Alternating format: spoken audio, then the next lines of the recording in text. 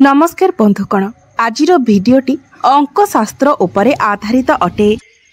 एही भिडियो रे आज आपण माने किछि एपरी कथा जानिबाकु पाइबे जहाकु जानिबा द्वारा आपण भविष्यत रे निज जीवन रे किछि परिवर्तन आनि पारिबे। आपणको मनरे कौन चलुछि, आगको आपणकर भविष्यत किपरि अछि, आपणकर जे इच्छा किंबा मनस्कामना रहिछि ताहा पूरण हेबो कि नाही, से सब विषय आपण एही भिडियोटी रो जानिबाकु पाइ परिबे। एही भिडियो रे आपण तीनोटी नंबर देखिबाकु पाइ परिबे, जेपरि के 111, 444 एवं 777। एही तीनोटी नंबर मध्यरु भगवान को नाम नहीं आपण गोटे नंबर बाछंतु एवं देखंतु आपणकर इच्छा पूर्ण हेबो कि नाही। एही भिडियोटी अंकशास्त्र उपरे आधारित अटे। एहाकु आपण कोनोसी साधारण भिडियो बोली भाबंतु नाही। मनरे विश्वास रखी आपण गोटे नंबर बाछि नियंतु। तेबे आपण 5 सेकेंड भितरे गोटे नंबर बाछि नियंतु एवं विश्वासर सहित कमेंट बॉक्स रे जय मां लक्ष्मी, जय जगन्नाथ निश्चय लिखंतु। तेबे आमे जानिबा प्रथमे 111 नंबर विषय। जदि आपण एही नंबरटी को निज पई बाछि छंती तेबे एही समय आपणकर खर्च रे वृद्धि हेउछि, आय अपेक्षा व्यय अधिक हेउछि, आपण नाना प्रकारर दुश्चिंतारे घांटी हेउछंती, मनरे विभिन्न प्रकारर उद्वेग जात हेउछि, कौनसी भी कार्य रे आपणको सफलता प्राप्त हेउ नाही, आपणकर निज लोक माने आपणर लोक माने आपणक ठारू दूरेई जाउछंती एवं एही पड़ी अवस्थारे आपण एही भली समस्यार सम्मुखीन होई विकल होई आपण माने एही भिडियोटी को देखुछंती एवं एहा मध्य सत्य जे ईश्वरंको कृपारु आपणकर सेमिति किछि असुविधा होई नाही। आपणको सहित किछि खराब हेबा पूर्वरु आपणकर शुभ समय आसी जाइछि। संतान को नहीं लागिथिबा दुख आपणकर शेष होई जिवो, आपणकर वृत्ति रे आपणको लाभ प्राप्त हेबो, आपणकर जीवन रे मध्य अनेक सुधार आसीबो, शत्रु जय हेबो एवं आपणकर धनर कोनोसी चिंता मध्य रहिबो नाही। आपणकर सामर्थ्य ठारू अधिक चाप आपणको उपरे रहुथिला, जहा पई आपण नाकेदम होई जायथिले, मात्र एबे सेही सब चिंता आउ रहिबो नाही। जो शत्रु माने आपणकर पछ पाखरे रही आपणकर क्षति करुथिले, जे मानको विषय आपण जानि मध्य पारुनथिले, सेही शत्रु माने मध्य धीरे धीरे आपणको पाखरु दूरेई जिबाको लागिलेनी। एही खराब दशा लगी आपणको मुंडरे सर्वदा को चिंता आसुथिला, मात्र वर्तमान सेही चिंता सब दूर होई जाइछि। मात्र एथर आपणको पई शुभ जोग खोली जाइछि, धन जनरे आपणको गृह भरी उठिबो, आपणकर समस्त मनोवांछा पूर्ण हेबो। अनेक दिन धरि आपण जे दशा भोग करी आसुथिले, अल्प आय समय आपणकर जे अधिक खर्च हेउथिला, वर्तमान आपणकर आउ से सब चिंता रहिबो नाही। संतान बाबदरे आपणको शुभ खबर प्राप्त हेबो, आपणको जीवनरु समस्त विघ्न गुड़िकर विनाश हेबार समय आसी जाइछि। मन भितरे नाना प्रकारर भावना जात हेबो। पूर्वरु आपण निज मन भितरे जे व्यक्तिंक प्रति आसक्ति आनिथिले, आपण जेते शीघ्र पारिबे तांकु निज मनरु एवं निज जीवनरु दूरेई दियंतु, कारण सेही व्यक्ति ही आपणक दुखर कारण बनि पारंती। जेउ मानकु आपण अति निजर बोली भाबिथिले, सेही माने ही आपणकु दुख देबे। आपण निजर गुप्त कथा, निजर रहस्य काहा आगरे कहंतु नाही, कारण एहा द्वारा आपण विपदरे पड़ी पारंती। आपणकर कोनोसी मित्र, कोनोसी आपणर व्यक्ति ही आपणकु विपदरे पकाई पारंती। सेथिपाई आपण एथि प्रति सर्वदा सतर्क रुहंतु। आपण सर्वदा विवेकपूर्ण कार्य करंतु एवं कदापि भी काहाठारु अधिक आशा रखंतु नाही, किंबा काहाको अधिक विश्वास भरोसा मध्य करंतु नाही। तेबे आमे जदि आपणकर इच्छा विषय कथा हेबा, तेबे आपण अनेक दिन धरी धन जनित चिंताग्रस्त अछंती। आपण जे ऋण करिथिले आपण ताहाको सुझी पारु नाहंती, जहा फल रे कि आपण चिंताग्रस्त अछंती। मात्र आपण आउ सेथि प्रति चिंता करंतु नाही, कारण आपणकर सब ऋण सुझी जिबार समय आसी जाइछि। धन आयर नुआ स्रोत आपणक पाखकु आसीबो। आपणक पई अर्थ रोजगारर नुआ नुआ दिग खोली जिवो, जहा फलरे आपण अधिक धन रोजगार करि परिबे, जहा फलरे आपणकर समस्त समस्या एवं ऋण भार मध्य धीरे धीरे कम होई जिवो। तेबे जो माने निज पई एही 111 नंबर टी को बाछिछंती से माने कमेंट बॉक्स रे जय मां लक्ष्मी निश्चय लिखंतु।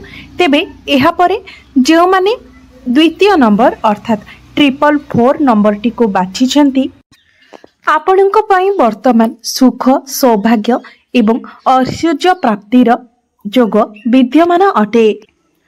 आपणक पई शुभ जोग आपणको शुभ फल प्रदान करुछि।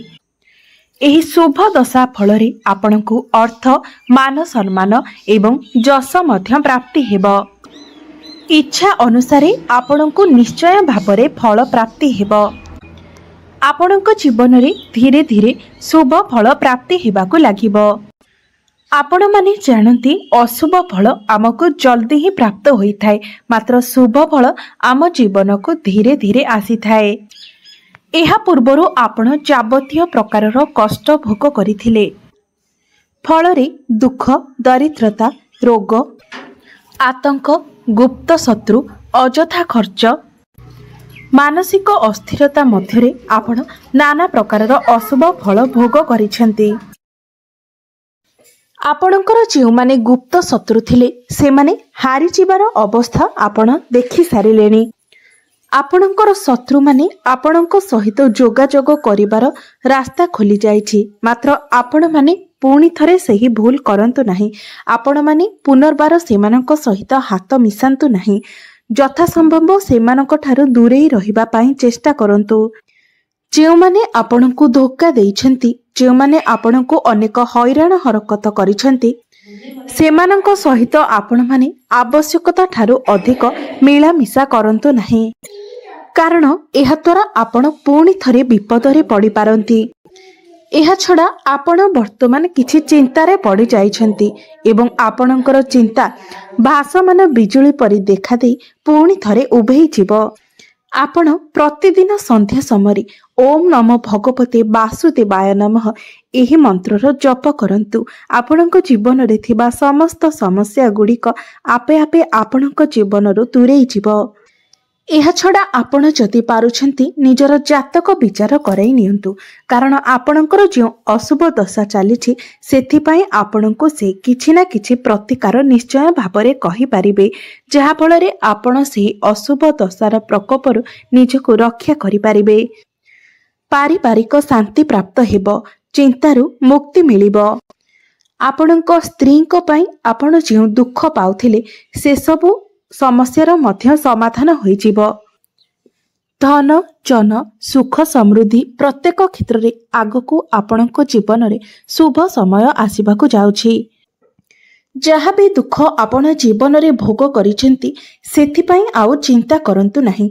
आपणको पई शुभ समय खोली जाइछि। पूर्वरु आपणकर जो पाप दशा भोग हेउथिला सेथिरे आपण मंद फल भोग करुथिले, मात्र एथर से सबु चिंता को परित्याग करी आपण शुभ फलर आगमन रे रुहंतु। समय एबे आपणक पई राजयोग भली शुभ फल देबाकु जाउछि। जो 4 कोटी ग्रह आपणक जीवन रे बाधा सृष्टि करुछंती सेमाने धीरे धीरे आपणक शुभ फल देबाकु लागिबे। तेबे अशुभ फलर रक्षा पाइबा पई आपणक पई एक विशेष प्रतिकार हेउछि आपण माने प्रत्येक संक्रांति दिन पूजा पाठ करी गोटे षंढ को खाइबा को दियंतु। संक्रांति दिन पूजा पाठ करी होम करिबा द्वारा एवं षंढ को खाइबा को देबा द्वारा आपणक जीवन को अति शीघ्र शुभ फल गुड़िकर आगमन हेबो। एवं आपण माने विशेष करी सोमवार दिन शिव मंदिर को जाय प्रभु शिव शंकर को दर्शन करिबा द्वारा आपणक शुभ फल प्राप्त हेबो। तेबे आपण जदि एही 444 नंबर टी को बाछि थिले तेबे कमेंट बॉक्स रे निश्चय भाबरे हर हर महादेव निश्चय लिखिबे। एबे आसंतु जानिबा शेष नंबर अर्थात 777 नंबर विषय। आपण जदि एही 777 नंबर को निज पाई बाछिछंती तेबे चलंतु देखिबा आपणकर इच्छा भविष्यत रे पूर्ण हेबो कि नाही। वर्तमान आपणकर गंतव्य पथ विपदगामी अटे। जेते चेष्टा कले मध्य कोनोसी भी कार्य रे आपणको सफलता प्राप्ति हेउ नाही। मनरे अनेक उद्वेग जात हेउछि, जहा फल रे आपण स्मृति हानि रे पड़ी अनेक कष्ट पाउछंती। आपण एते मात्रा रे अस्थिरता मध्य रे गति करूछंती जे आपण प्रत्येक कार्य रे विफलता हासिल करूछंती। कोनोसी भी कार्य रे आपणको सफलता प्राप्त हेउ नाही। वर्तमान आपणको मनर भाव विचलित अटे। अलसुआ स्वभाव आपणको घारिछि। प्रत्येक कार्य को आपण विलंब रे आरंभ करूछंती। प्रत्येक कार्य को आपण काली की गड़ाई देउछंती, जहा हेउछि आपणकर सबुठारु बड़ भूल। आपण माने एही भूलटी को यथा शीघ्र सुधारी नेबा पई चेष्टा करंतु, कारण एही भूल पई आपण निज जीवन रे बहुत पछको चली जिबे। एही भावटी आपणको मनरे आरंभ होइथिला गत 5 मास तळे। एही दशा पाई आपण बारंबार कार्य रे असफल होई मौन होई जाइथिले, मात्र ताहा आपणकर दशार अशुभ फल थिला। सेथिपाई आपण एपरे किछि भोग करुथिले। निजर मनस्कामना पाई आपण किछि शुभ कार्य करिबाकू चेष्टा करंतु।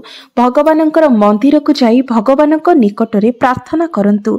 पूजा पाठरे किछि समय प्रदान करंतु। देखंतु ग्रह दशा एही परि ही होई थाए। आपणकर समय वर्तमान अत्यंत विपदगामी अटे। मोकदमा, धनहानि, शत्रुजनित पीड़ा, नानादी विवादीय कर्म एही सब आपणक पछरे पड़ी जाइछंती एवं आपणकर इज्जत चली जिबा भली मध्य अनेक घटना आपणक सहित घटुछि। आपणकर समय वर्तमान एते खराब चलीछि जे लोक आपणक मुह को चाहु नाहंती। आपणको बदनाम करिबा पई आपणकर आत्मीय माने मध्य आपणक पछरे पड़ी जाइछंती। आपण ठीक रास्ता रे जाउथिले मध्य, ठीक कथा कहूथिले मध्य लोक माने आपणको खराब अर्थ रे बाहर करूछंती। मात्र एही सब कथा को आपण माने केबे भी गुरुत्वपूर्ण भाबरे नियंतु नाही। आपण माने सर्वदा न्याय रास्ता रे जानतु, सत् पथरे चलंतु। आपणको दुनिया जहा कहू पछे आपण सर्वदा न्यायर हाथ धरी चलंतु। आपणको उपरे भगवानंकर आशीर्वाद रही अछि। स्वयं भगवान ही आपणको एही सब असुविधारु पार करिवे। कोनोसी भी विपदर छिटा आपणको उपरे पड़िबो नाही। कोनोसी असत्य अन्याय आपणकर सत्य एवं न्यायर पथ को रोध करि पारिबो नाही। एही सब छोट छोट कथा को आपण आउ गुरुत्व दियंतु नाही। आउ अल्प किछि दिन मध्यरे ही आपणको निजर प्रश्नर उत्तर मिली जिवो। गृह, परिवार एवं निज स्त्री को नहीं आपणको जो टेंशन लगी रहुथिला, वर्तमान सेही समस्त समस्या गुड़िक आपणको जीवनरु दूर होइजिवो। वर्तमान आपण जो कथारे विशेष आग्रही अछंती, आपणकर सेही इच्छा यथा शीघ्र पूर्ण हेबाकू जाउछि। आपणकर जातकरी 3टी ग्रह दुर्बल अवस्थारे थिला, जो कारणरू आपणको इहार अशुभ फल भोग करिबाकू पडुथिला। तेबे वर्तमान आपणकर शुभ समय निकटतर होई जाइछि। आपणको धीरे धीरे एहार शुभ फल प्राप्त हेबाकू लागिबो एवं आपणक जीवन रे थिबा सेही सब समस्या एवं अशुभ फल गुड़िक धीरे धीरे आपणक जीवनरु दूरेई जिवो।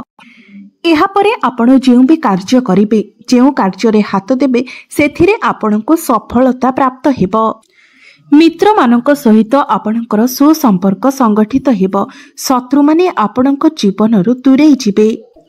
जीवनरु समस्त समस्या एवं कष्ट गुड़िक दूरेई जिवो। आपणको संतान सुख प्राप्ति हेबो। तेबे जदि आमे आपणकर इच्छा विषय रे कहिबाकू जिबा, तेबे आपणकर 2टी इच्छा रहिछि। गोटे निजर गृह पई किछि सामग्री किनिबार इच्छा एवं आउ गोटे हेउछि नूतन गृह निर्माणर इच्छा। किंबा आपण जदि कोनोसी जानवाहन किनिबार इच्छा रखिछन्ति, तेबे आपणकर एही इच्छा निश्चय भाबरे पूर्ण हेबो। ତେବେ ଏହି ସବୁ ଅଶୁଭତ୍ୱର ପ୍ରତିକାର ପାଇଁ ଆପଣ ଯଦି ପ୍ରତ୍ୟେକ ଦିନ ମଙ୍ଗଳବାର ଦିନ ପ୍ରଭୁ ହନୁମାନଙ୍କର ପୂଜାର୍ଚ୍ଚନା କରନ୍ତି ତେବେ ପ୍ରଭୁ ହନୁମାନ ଆପଣଙ୍କ ଜୀବନରୁ ସମସ୍ତ ସଂକଟକୁ ଦୂର କରିଦେବେ। ତେବେ ଯଦି ଆପଣ ଏହି 777 ନମ୍ବରଟିକୁ ବାଛିଛନ୍ତି ତେବେ କମେଣ୍ଟ ବକ୍ସରେ ଜୟ ଶ୍ରୀ ହନୁମାନ ନିଶ୍ଚୟ ଲେଖନ୍ତୁ ଏବଂ ଭିଡ଼ିଓଟିକୁ ଲାଇକ୍ କରି ଚ୍ୟାନେଲଟିକୁ ସବସ୍କ୍ରାଇବ୍ କରିଦିଅନ୍ତୁ।